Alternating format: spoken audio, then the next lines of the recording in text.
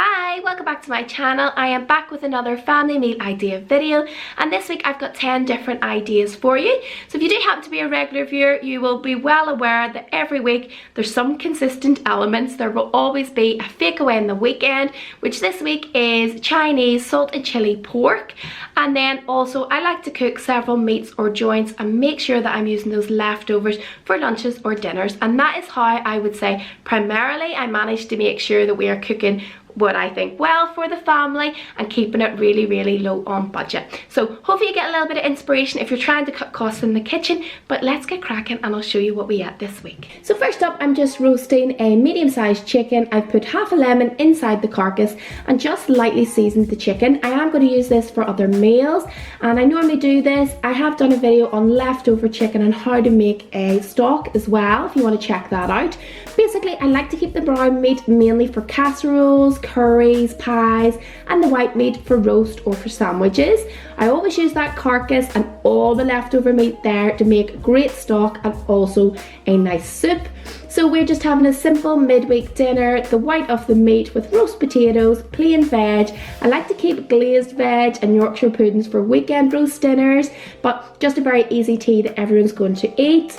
Next night, it's just the children eating. I'm going out for my birthday meal, so we have got some pesto. I make that in batches and freeze it in those little containers. Some lemon, our leftover chicken, and pine nuts with some fusilli pasta. So this will take probably about 10 minutes as long as the pasta is just going to cook. It's one of those really easy ones if you need to get outside the door yourself. So I've just mixed it through, added in some Parmesan cheese on top for them as well. They really do like that extra pine nut, so it is worth popping it in. And it's got a bit more goodness for them and plenty of protein in the chicken as well. So just an all-rounder for them. The next evening, I'm making my meatballs. These are in most of my videos. I tend to batch cook these so they're done raw and put in the freezer, so that bit of the work is done. All I've got to do is brown them off there, adding in my passata, all my flavourings, usually basil, oregano, some garlic salt and puree. Little bit of brown sugar makes it really sweet if you have to encourage your ones to eat it. Mine are fine, it's one of their favourites. Added again a little bit of Parmesan cheese. We're having it simply with some spaghetti. But there's loads of ways I actually use these meatballs because it is one of their favourite. I like to invent a few other ways. These are the leftovers for the next day. You could do these for lunch even. So I'm just going to make simple little Subway rolls for them. I've added in their Parmesan cheese and I'm going to make a very lazy dinner tonight. So they've got a sub roll each, and all I've done is a dressing for a salad and made some little stuffed mushrooms with garlic and breadcrumbs, and we've got some shop bought pizza. So a really easy tea and a great way to use up those leftover meatballs. So the next evening is our beef and broccoli. I'm using up various slices of beef and braised beef, some mushrooms, some onions there, and it's just one of those favourites that everyone enjoys. A little bit like a beef stew, but we're going to give it the oriental twist on it. So basically browning everything off, adding in that stock. I will link it all down below, but we've got oyster sauce, soy sauce and honey, which just gives it a lovely sweetness. All you want to do is give it a browning off, cook it all down with your liquid, pop on the lid, and you want this to slow cook for about 2 hours until that meat is really tender. This is a great one for the slow cooker, but I would advise add your broccoli in very last minute or it's going to go soggy. But my kids really enjoy this. We probably have it at least once a month, and it's just one of those one pot ones. I'm having it with rice tonight. Alistair has a massive portion because he is heading back out to work, but it's always worth cooking extra with this one because it usually goes down really well. The next evening, just me and Alistair, I've got some stir fry mix and ready to wok noodles. The kids ate at Granny's, which was very handy. So cooking as per instructions, it's just a few minutes to soften the veg, adding in those noodles, and all the work has been done. So we're just adding in that beef with the juices there, and that mix through will give a lovely flavour. But I will taste and add an extra bit of soy sauce, honey or garlic oil, whatever I think it needs, but this was actually spot on because it was just from the night before. A really simple easy tea, under 10 minutes because we did the work the night before, and we can get on with watching a little bit of Netflix.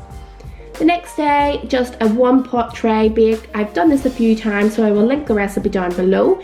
Chicken, chorizo, potatoes, peppers, garlic, onion, I like to add a little bit of paprika to make it a smoky chorizo and chicken stew, and then to make the sauce I'm just adding in some passata. You can also go for chopped tomatoes because they will break down. 45 minutes to an hour until everything is really cooked and you're going to have those lovely smoky juices. So I tend to either maybe bake a crusty bread or just add some garlic bread.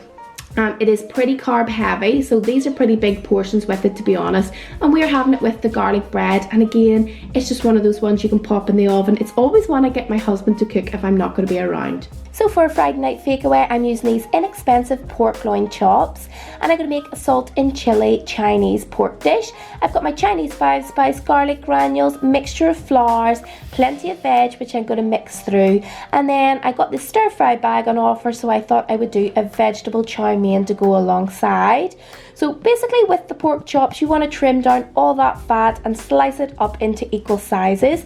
I've got a yolk there and then my flour mix, and all I want to do is dust the pork, and not so heavy that it's going to be a batter, so we want more of a tempura.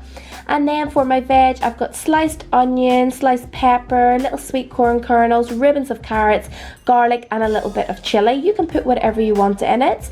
And then for my chow mein mixture, I've just got my sauce ready in the bottom of the wok, bubbling away. I use various different oils when I'm doing chow mein, but basically it's usually sesame oil, soy sauce, oyster sauce, rice wine vinegar, a mixture of any of the Chinese flavourings, and let that bubble away before you add in your noodles. And with my vegetables, I've just softened them down. I've got quite a lot going on, so I can't show you it all, but basically I am doing my pork in batches while I'm heating these items through, so it's all ready at the same time. Now that the pork is done, I'm just mixing it through all that little vegetable mix. This is where I would tend to taste it and add a little bit more salt and chili if I think it needs it. It's actually quite fine because the kids are going to eat it and I want it mild enough for them. And I've got some sides there cooking as well. So we are all plated up, we are ready. We have got some prawn crackers. I did some basmati rice just in pouches in the microwave because we do not have enough hob space. There's the chow mein. You could add chicken through it if you wanted, some spring rolls, tempura prawns, and then of course our salt and chili pork mixture.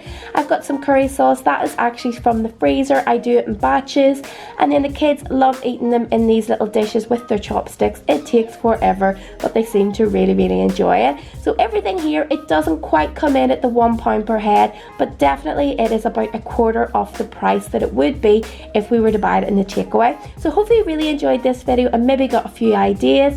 Make sure to give it a thumbs up, and of course if you are new, make sure to hit subscribe if you'd like to see more videos like these.